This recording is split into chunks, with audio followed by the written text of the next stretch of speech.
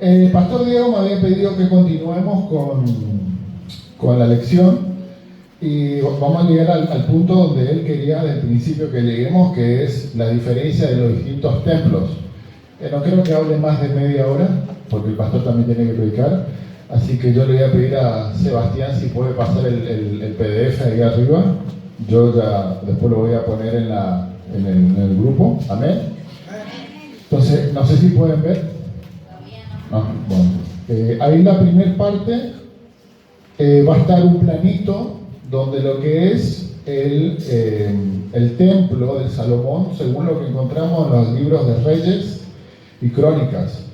Porque, bueno, se hicieron los planos, todos, pero el que había juntado todos los materiales, ¿ven? ¿Ya está? ¿No está bien?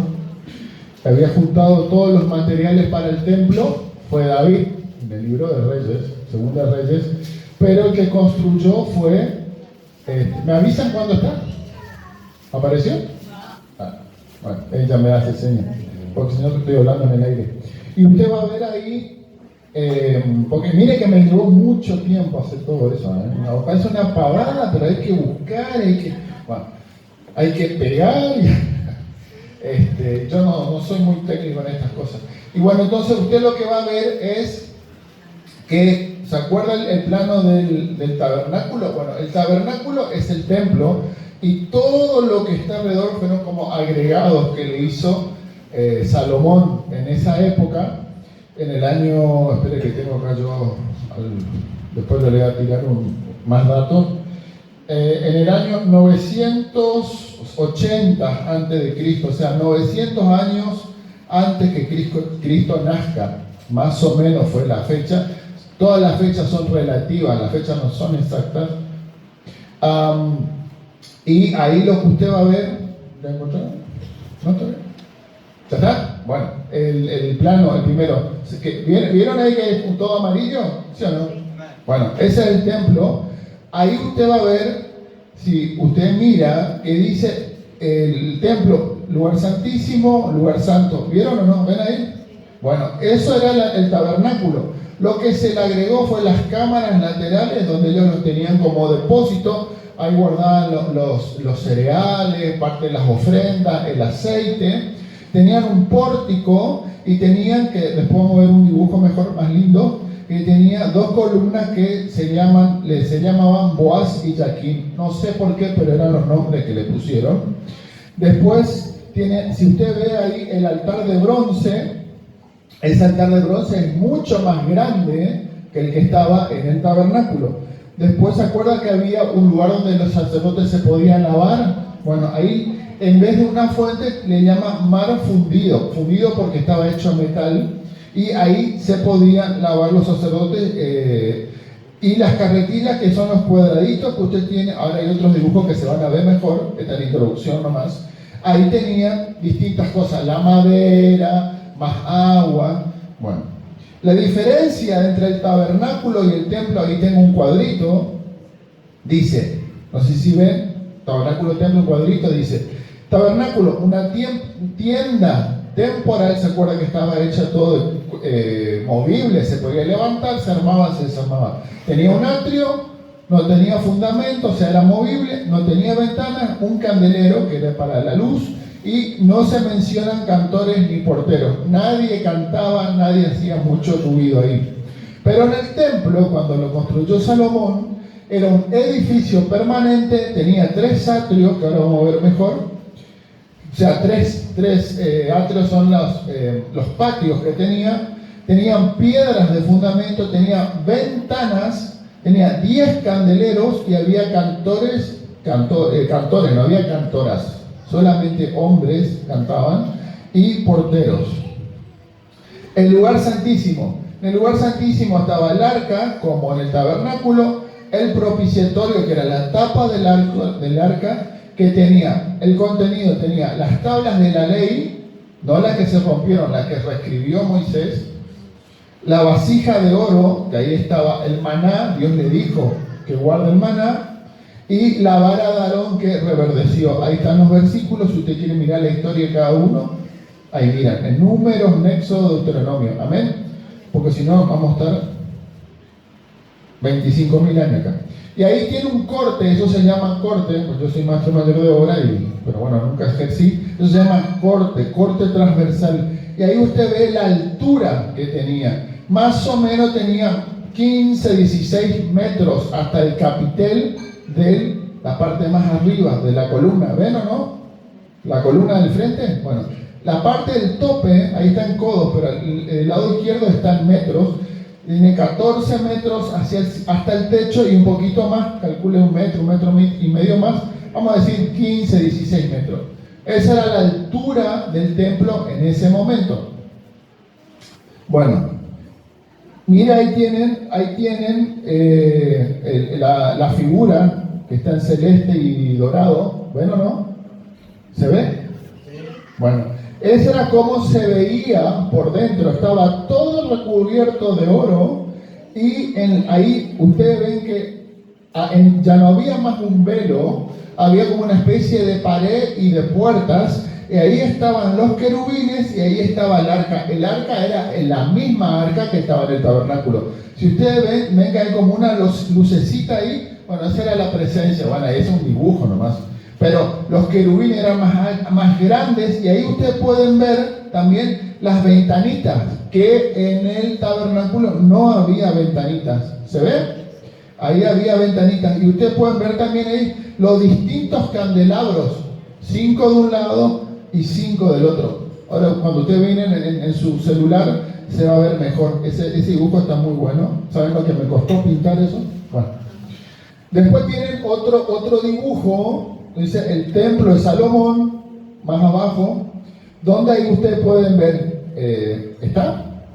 Sí. Bueno, pueden ver con las explicaciones, el altar, el tamaño de los hombrecitos de los sacerdotes, ahí solamente estaban los levitas de los sacerdotes, los hombrecitos que están de blanco, el tamaño más o menos del mar de bronce, le decían mar de bronce porque era grande, las carretillas que llevaban agua y esas cosas. Y adentro de la disposición de más o menos, porque no es muy exacto, de lo que era el lugar santo y el lugar santísimo. Ahí yo no estoy de acuerdo que los querubines la hacen con forma de león, eso no es cierto, tienen forma humana. Pero bueno, esto es una ilustración, es una interpretación. Ahora vamos a ir al templo de Herodes. Esto que ustedes ven del templo de Salomón se destruyó en Segunda de Crónicas, en el año más o menos 515 antes de Cristo.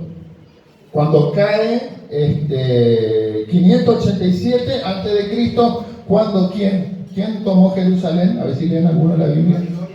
Los babilonios, exactamente. Vino el general del ejército de Nabucodonosor, reventó todo, quemó todo, destruyó todo y se llevaron todos los muchachos babilonios. Entonces, cuando acá no están los dibujos porque iba a ser demasiado largo, cuando vuelven de la cautividad, ¿quién viene? Esdras y Nehemías. Y reconstruyen un templo. Si ustedes miran el otro día creo que predicó Diego o Sebastián, no me acuerdo dónde era, creo que era Sebastián, hablaba de ese templo y dice que la gente cuando miraba, se acordaba del templo de Jerusalén, la anterior, y lloraba. Y Dios dice que no se hagan drama, que Él lo iba a engrandecer y que lo más precioso del mundo iba a venir ahí. Yo sé que Dios lo iba a engrandecer. Ahora, pasó todo ese tiempo, ya saltamos a el templo de Herodes, que es en los evangelios y en el libro de los Hechos, ahí punto 2.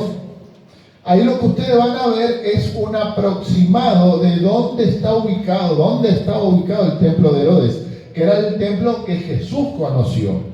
Miren dónde está. Ahí ustedes van a ver el domo de Jerusalén. ¿Ven o no? La punta dorada, que siempre aparece en la foto Jerusalén. Esa es una mezquita. ¿Y dónde está esa mezquita? En el lugar del templo. Por eso que se agarran a los sopapos, a las piñas y se cascotean. Porque todo el monte del templo de Jerusalén está tomado por los musulmanes. Ahí tienen una mezquita. ¿Se entiende o no? O sea que ahí ustedes ven, ahora vamos a ver mejor, todo el conjunto de edificios que era todo el complejo del templo. No era solamente el templo, eran los 3 atrios y todos los edificios que estaban alrededor, los distintos patios de los gentiles, de las mujeres y así seguían. Bueno, eso era una cosa impresionante. Y el tamaño real es toda la serie de muros que están alrededor del monte del templo. Y en el medio ustedes ven que hay la cúpula de la roca, que es la mezquita. Por eso que se viven peleando en Jerusalén. Porque los judíos quieren poner el templo donde estaba, y ahora justo que está, hay una mezquita hebrea. ¿Se entiende o no? Y detrás de esa mezquita está el famoso muro de los lamentos, que es lo único que queda. ¿Se entiende o no? O sea, es un pedacito de ese muro. ¿Entienden o no? Por eso le puse el dibujo ahí, para que ustedes se ubiquen. Cuando usted mira en Jerusalén y usted ven en la cúpula dorada, ahí va a estar el templo. O sea, el templo no se puede, y acá entramos a la parte de profecía, no se puede construir hasta que eso se saque. Y los musulmanes no van a dejar que eso se saque. ¿Se entiende, no? Por eso que hay guerra. Y va a seguir habiendo guerra hasta que se haga el pacto con el que tiene que venir y se pueda construir. En los 7 años que eso vamos a aplicar. Segundo templo de Herodes en el monte del templo. Ahí tienen un dibujo esquemático más grande. Ustedes en el celular lo van a ver mejor. Que ahí ven el famoso patio de los gentiles. Y la parte del medio, ese es el templo. ¿Ven o no? Está todo rodeado de los patios. Ese era el patio de los gentiles. Ahí podrían entrar los gentiles. Ahí era que los hablaban la gente, hacían un montón de cosas. Después tenía como que dice 11. Miren ahí, si ustedes pueden ver, dice Puerta la Hermosa. Ahí estaba a la entrada del templo el paralítico. Cuando Juan y Pedro van a orar, esa era la puerta. Hay otro dibujo donde se ve mejor, pero te da mucho dibujo. Usted háganle zoom en su celular, en su tablet, y digan, esta es la Puerta de la Hermosa, mira acá estaba el paralítico, que era entre el patio de los gentiles y ya el patio de las mujeres. Eso ya era parte de los patios internos. ¿Se entiende o no? Pero esa es la famosa Puerta de la Hermosa. ¿Y por qué se le llamaba la Hermosa? Porque estaba toda adornada, era muy linda, porque era la entrada al templo. Ahí ya no entraban más los gentiles. Si le encontraban a uno, le mataban. ¿Se entiende o no? Ahí solamente podían entrar las mujeres hebreas. Y ahí ustedes van a ver, ahí en el dibujo está, que están las cámaras de los nazareos, dice acá, toda la gente que se iba a santificar, estaba la cámara del aceite, donde guardaban el aceite, y tenían otras cosas más, tenían la cámara de la leña para los sacrificios. ¿Se entiende o no? Ahí tienen todos ustedes el esquema, está muy bueno, y alrededor toda la muralla, todo el muro que cerraba todo eso. Ahora, si ustedes miran abajo, hay un cuadrito donde pone el tamaño de una cancha de fútbol al lado de todo ese terreno. ¿Se ve o no? Ahí el costadito. Bueno, ese para que ustedes tengan una idea. O sea que lo que nosotros una cancha de fútbol, eso era como 10 veces, 20 veces una cancha de fútbol. Algo inmenso. Por eso que era la gloria de Jerusalén y todos se ufanaban, se glorificaban, se mandaban la parte, así, mirá lo que construimos. La construyeron fue Herodes, pero bueno. Y abajo dice comparación de los templos. Miren lo que interesante. Miren el templo, ¿ven o no? Ahí abajo se ve. Comparación de los templos. El templo de Salomón, dibujo no saben lo que me cuesta hacer. El tamaño del templo de Salomón comparado con el templo de Herodes. De ahí arriba a la punta lo llevó el diablo a Jesús para decir, tirate acá, tirate. Y Jesús, no, estáis loco. Bueno, y ahí usted ve el tamaño de la diferencia, porque Salomón había construido el templo, algunas cositas, pero ¿qué hizo Herodes? Lo engrandeció. Alzó todo, el tamaño de ancho, de alto, le puso los patios, los atrios, las columnas, le puso las puertas. Se entiende, tremendo edificio hizo. Por eso que era prácticamente una de las maravillas del mundo. Y abajo tiene, usted lo va a mirar en su casa, la comparación de los distintos, de los dos templos. Del templo de Salomón, chiquitito, Y al lado, ahí abajo, tiene el tamaño del templo. Acá no está considerando los patios, solamente el patio de las mujeres que ya era dentro del templo. O sea que el templo de Herodes era por lo menos 2,5 veces más grande que el de Salomón. ¿Se entiende? Entonces, ese era el templo que conoció Jesús, ese era el templo que estaba hasta la destrucción de Jerusalén en el año 70. Amén.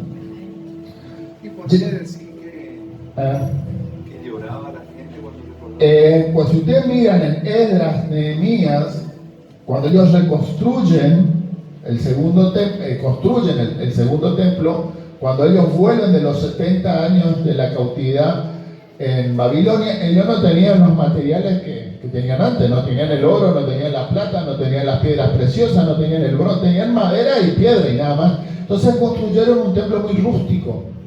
Cuando Dios les manda a los profetas decirles, ustedes que están llorando porque se acuerdan del templo de Salomón, los más viejitos, los que sobrevivieron, pero tienen que leer Zacarías, Malaquías, esos son los profetas contemporáneos al segundo templo a la vuelta de los 70 años de la cautividad.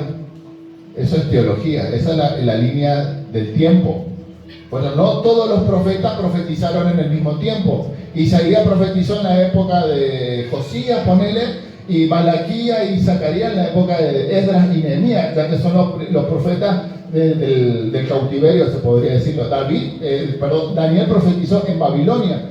Daniel no volvió a Jerusalén. Fueron Esdras, Nehemías, y entre los Esdras y Nehemías, toda la compañía, estaba Malaquías, estaba Zacarías, ¿se entienden? Y ellos, ese era el tiempo que ellos ministraron. Y ellos ministraron, yo no le puse ese dibujo porque es muy simple, era algo mucho más chiquito que el templo de Salomón y no tenía piedra y madera nomás. ¿Se entiende? No, era lo básico. Entonces, ¿cómo? No tenía nada de lujo. Por eso que Dios le dice, yo voy a traer lo precioso.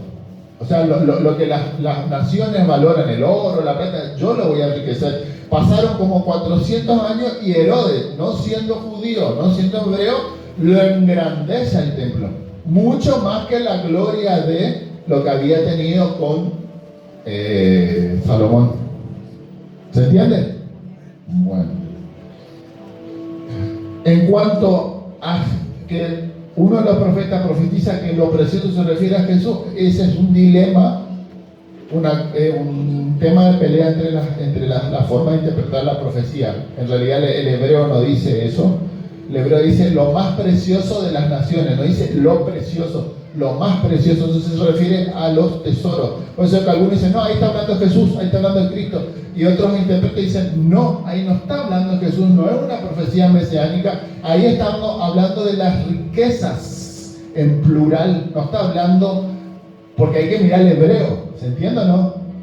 No está bien traducido ahí el español, pero no se haga drama, no es una cuestión importante. Amén.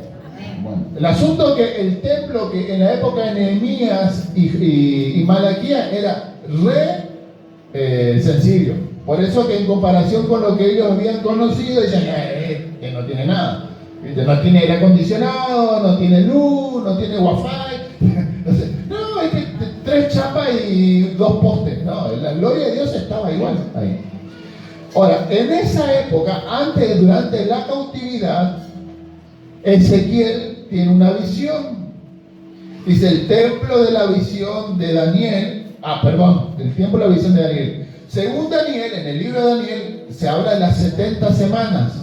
El anticristo viene al templo y se inicia la gran tribulación. Eso yo lo había explicado, no sé si alguno estuvo. Que también habla Jesús de eso en Mateo, en los evangelios.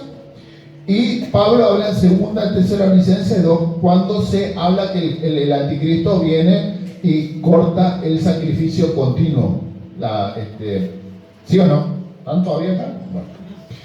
Ese templo no está construido, es el que se va a construir ahora, mañana nomás, dentro de unos días. No sé si ustedes se enteraron que hoy hubo un eclipse, ¿se enteraron? Y que la semana pasada hubo un terremoto en Nueva York, ¿se enteraron? Bueno, en cualquier momento van a recibir la noticia. Entonces, en cualquier momento empiezan a construir el templo. Ahora, ese templo, que no hay una foto, no hay un dibujo porque no está hecho todavía. Para eso tienen que mirar los videitos que les puse en los grupos, que ya está todo preparado, los videos, el altar, todas las cosas, la vestimenta, los sacerdotes, ellos ya tienen todo, pero no lo pueden todavía construir, ¿se entiende? Eso tienen que construirlo en el lugar ese que les mostré, que está en el monte del templo, que es ahí justamente donde está la cúpula dorada. Por eso yo puse ese dibujo. ¿Se entiende o no? Ahí, justo ahí lo tienen que hacer. Bueno, llega la tribulación, ya estamos por terminar. Llega la tribulación, ese templo no se sabe, según la historia, el estudio de la profecía, si el tercer templo, se destruye o no. Lo que sí se sabe es que Ezequiel tuvo la visión de otro templo, que es justamente el templo de Ezequiel, que es mucho más grande todavía, que está en el libro de Ezequiel, que dice que profetizó en el año 408 a.C., muchos años antes del primer templo fuera destruido. O sea, Dios le había mostrado ya a Ezequiel, cuando él estuvo en parte cautivo, que Dios en el milenio es el templo de los 1000 años. Eso es lo que se interpreta a nivel teológico, escatológico. Escato, la palabra griega es eschatos, significa futuro. Logía, estudio, el estudio de las cosas futuras. Pero en realidad le hago un chiste, que a nosotros nos explicaron. No es escatología, porque escato significa popó. La palabra no es escatología, la palabra es escatología, eschatos. La pronunciación es distinta. Nosotros decimos escatología, pero la pronunciación es real, es eschatos, escatología, el estudio del futuro. Y ahí aparece en el libro de Ezequiel, del profeta Ezequiel, ese templo, que ahí ustedes lo van a mirar en su celular, que es mucho más grande que el templo de Jerusalén, el que tenía Herodes, que fue el más grande, ¿se entiende o no? Mucho más grande. O sea, amplían muchísimo más los patios, amplían los pórticos, amplía el templo. O sea, ese es un templo a futuro. Amén. Ese es el templo que se interpreta que va a estar construido, que va a estar funcionando durante los 1000 años. No se preocupen, que si Dios quiere lo vamos a ver, pero no todavía. Porque tiene que venir la gran tribulación, el arrebatamiento, la gran tribulación. Falta todavía un rato largo, ¿se entiende? Pero está más cerca que antes. ¿Se entiende o no? Va a ser mucho más grande. Yo lo puse ese en el celular. Ahora, la última foto, que es una foto porque es un escaneo de mi libro. Se me fue. La última figura es que le tuve que poner así porque no entraba. Ahí se me perdió. Es una tabla del estudio de las profecías en cuanto al templo. Esperen un segundito que se me perdió. Pero ustedes lo ven ahí. ¿Lo ven? Bueno, ahí está. Descarguen. Está como. Ustedes agarren a su celular y lo ponen así horizontal y van a ver. Ahí van a ver los distintos templos. El templo de Jerusalén en la historia y en la profecía. Ven el tabernáculo. ¿Se ve el dibujito? Ahí. Bueno. Eso es un gráfico, está muy bueno, por eso lo puse, que es el resumen de todo lo que estuvimos hablando hasta ahora. Ahí tienen el tabernáculo, para lo que más o menos servía, los versículos, cuánto duró en funcionamiento, 485 años, casi 5 siglos, que lo llevaban de un lado al otro. Dice, conquista y asentamiento de Israel, cuando ellos salieron de Egipto en el año 1500, más o menos 1448, pero redondeando 1500 años, cuando se construye el primer templo, ahí ya ven que dice el primer templo en el año 960, el templo de Salomón duró 374 años ahí fue la destrucción de Jerusalén, ahí ustedes ven el gráfico, ahí está la brecha esa, los 70 años, y está la fecha abajo de Zorobabel construye el segundo templo. Eso ya después de los 70 años, o más o menos antes que termine los 70 años, en el año 515. Ese templo que construyó Zorobabel, que me preguntó Diego, más o menos que dice segundo templo, duró 500 años, más o menos. ¿Ustedes se dan cuenta los lapsos de tiempo que hay? 400 años, 500. O sea, en Argentina ni existían, ¿no? ni los indios. No. Entonces, tenemos que tener en cuenta estas cosas cuando leemos la palabra de Dios. ¿Dónde están los profetas? ¿A quién profetizaron? Eso se estudia en hermenéutica. Por eso sería bueno que usted estudie teología para decir, el profeta dice tal cosa y se aplica ahora. No, el profeta habló en un tiempo específico, en una situación específica. No, yo no puedo aplicar la palabra profética para cualquier cosa, porque no es correcto. Dice, Jesús dice, no, por ejemplo, qué sé yo, no sé, tumbame este árbol porque me está molestando para el templo. El Señor dice que tumbe el árbol de tu casa, sí o no, pero no puedo tomar que sí o sí es así, tengo que tener mucho cuidado, ¿se entiende? En el año 70 se destruye Jerusalén, dice destrucción del segundo templo, y está ahí lo que ustedes vieron en la fotito, la cúpula de la roca, que es la cúpula dorada, ¿sí o no? Bueno, esa es la era de la iglesia. Hasta ahora, ese tiempo de la era de la iglesia, que es el tiempo de los gentiles, porque en la profecía dice, hasta que se cumpla el tiempo de los gentiles, hasta ahora, ¿cuánto está durando más o menos? De que Jesús murió hasta ahora. Y 2000 años, vamos por el año 2024, hace más o menos 2020 años que estamos en el tiempo de los gentiles, porque no hay una fecha específica. Nosotros estamos ahí, mire, estamos en la mitad del gráfico. Desde la cúpula de la roca para la izquierda es lo que ya pasó. Y de la cúpula de la roca para la derecha es lo que va a pasar. Nosotros estamos bien en la mitad. Yo diría que estamos más para el lado de la derecha. Ya, estamos por... dice, el templo de la tribulación, ¿ven ahí o no? Sí. Bueno, ese es cuando Israel entra en un pacto con el anticristo y los judíos, y los hebreos y los musulmanes, y pueden construir el templo. Ese es el tercer templo. Es el templo al cual viene el anticristo, se sienta y se hace pasar por Dios, y es la gran tribulación. Ese templo todavía no está construido, es el que se va a hacer. ¿Se entiende? Bueno, se tienen que mirar los videitos en YouTube. Bueno, ahí está la semana de los 7 años de la tribulación, y viene Cristo. La segunda venida de Cristo es para reinar. Ahí aparece el templo del milenio, que es el templo, el último que le mostré, que es la proyección de lo que el profeta Ezequiel vio, que se supone que va a durar 1000 años. Ahora, ahí terminamos, dice Nueva Jerusalén. Después de los 1000 años viene el juicio final, y ya. ¿En el cielo hay templo o no hay templo? ¿Me leyeron Apocalipsis? Una mano. Allá atrás, porque siempre me contestan acá nomás. No hay, bueno, ese también ya sabe. A ver, otro. Al hermano.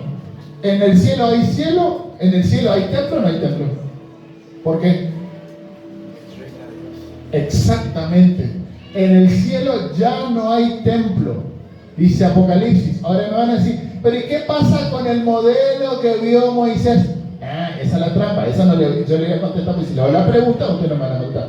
Ese templo, ahí cuando Cristo ofrece su sangre, dice Hebreo, ese templo ya no tiene más sentido una vez que sea la eternidad, donde ya es la consumación, donde Dios ya derrama su ira, y la gente perdida va al lago de fuego con el diablo y sus demonios, y la gente salva, santa, ya vive con Dios. Y Dios dice, y vio Juan que no había templo en la ciudad santa, porque Dios era su templo.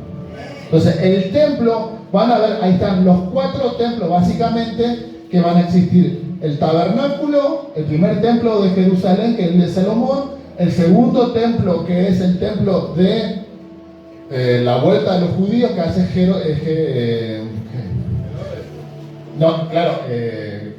Zorobabel. Lo mejora Herodes lo mejora, pero sigue siendo el segundo templo mejorado, el tercer templo, por eso dice el tercer templo, el que se va a construir a futuro, dentro no mucho, y el cuarto templo sería el del milenio. Y después ya no hay más templos. Nosotros ya somos el templo de Dios, porque ya estamos en el cielo y del Espíritu Santo y ya está Dios presente. Ese es todo el panorama super, mega, archi, recontra resumido, hermano. Si usted maneja ese dibujito, usted más o menos ya está bien parado. O sea, no le puede venir un testigo de Jehová, no le puede venir un mormón, ustedes ahí, porque están los versículos, eso es lo mejor que encontré. Mire que busqué. Eso es el resumen de nuestra doctrina como pentecostales. Ahora, si usted va a otra iglesia de los mormones, no van a decir eso. Si va a la iglesia de los testigos de Jehová, no van a decir eso. Y si va, termino en el nombre de Jesús y me gustaría orar un segundo. Y si va a las iglesias, que es uno de los trabajos que tengo que hacer a futuro, es el neopentecostalismo. ¿Y qué es el neopentecostalismo? El neopentecostalismo es las iglesias nuevas que se dicen pentecostales, pero no tienen una doctrina pentecostal. No creen en esto, no creen que el Señor viene, todas esas cosas no creen. Entonces usted puede escuchar un pastor que sea aparentemente pentecostal, que está todo hablando bien, pero niega que Jesús viene. Que es lo que toda la vida creímos nosotros como iglesia pentecostal, y están todos los versículos ahí. ¿Se entiende, no? Entonces, usted, como dice el pastor Diego, ya es su responsabilidad. La iglesia le da estos recursos, la iglesia le da esta información, pero ya es su responsabilidad que usted mire, vaya a su casa, agarre pues su Biblia y diga, ¿es cierto para estos versículos? A ver, pues si no me están, y usted lea los versículos y lea toda la Biblia. Amén. Porque la única forma que nosotros tenemos de no ser engañados, que conozcamos la verdad. Y conoceréis la verdad, y la verdad os hará libre. Y santifica, lo dijo Jesús al Padre, en tu palabra. Tu palabra es verdad. O sea, no podemos ser santificados aparte del Espíritu Santo, y no podemos ser santificados aparte de la Biblia, hermano. ¿Se entiende, no? Si nosotros no leemos la Biblia, viene cualquiera y nos dice cualquier verdura. Y no, ay, sí, debe ser así. No, ahí están todos los versículos. Más resumido que eso, imposible. Eso que usted ve, esa pavada que usted ve, 6 horas por lo menos estoy haciendo. Le pido por favor que valore, pero no para que me dé plata, sino que usted en su casa diga, che, voy a leer, pues es lo que dice la Biblia, para su propio beneficio. Amén. Señor Jesús, te damos gracias por esta corta enseñanza que dio la iglesia a tus siervos, a tus obreros. Te pido, Señor, que toda esta información, Padre, no quede como información, que realmente ellos puedan estudiar, puedan leer la Biblia, que ellos les genera, Señor, un hambre y sed de tu palabra, que cuando ellos se vayan a su casa, ellos puedan leer la Biblia, puedan leer las profecías, puedan estar preparados, Señor, para tu servicio, para tu ministerio y para tu pronto regreso, Padre, en el nombre de Jesús. Amén, amén y amén.